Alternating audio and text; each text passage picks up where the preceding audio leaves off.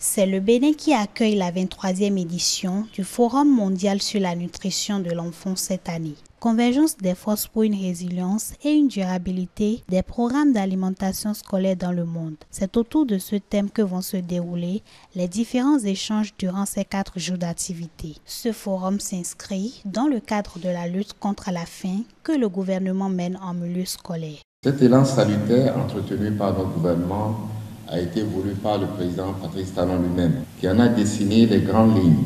Il est donc évident que dans ces contrées, offrir un repas chaud à un enfant à l'école ne relève ni d'un luxe, ni d'un gaspillage de ressources, mais plutôt d'une nécessité et d'un investissement effectué pour promouvoir le développement du capital humain. C'est pourquoi depuis 2016, le gouvernement du Bénin a décidé qu'une place de choix soit accordée à l'alimentation scolaire et à l'amélioration de la qualité du capital humain dans les programmes d'action du gouvernement, celui de 2016-2021 et le présent 2021-2026. C'est dans cette optique que nous avons initié le PNACI, avec pour vocation le renforcement du système immunitaire de nos écoliers et la stimulation de leurs conditions d'apprentissage à travers la mise en place des cantines scolaires. Il en résulte qu'aujourd'hui, 115 sur 100 des écoliers, soit 3 enfants sur 4, ont un repas chaud à midi par jour à l'école. Pour cette rentrée scolaire,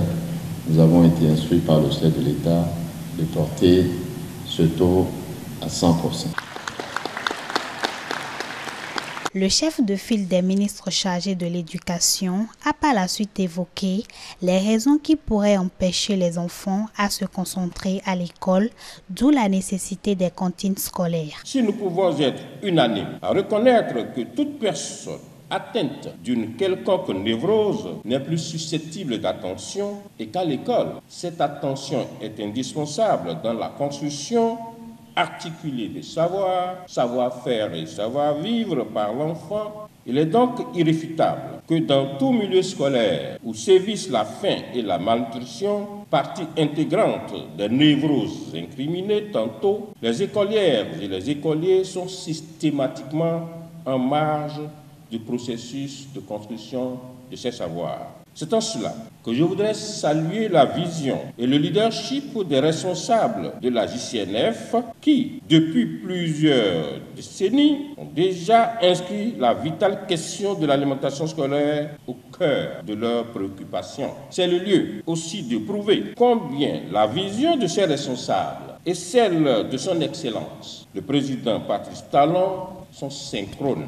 Sont également présents à ce forum la directrice exécutive de la Fondation mondiale pour la nutrition infantile, la directrice des programmes scolaires PAM Programme alimentaire mondial et le directeur du bureau régional Afrique centrale du CRS.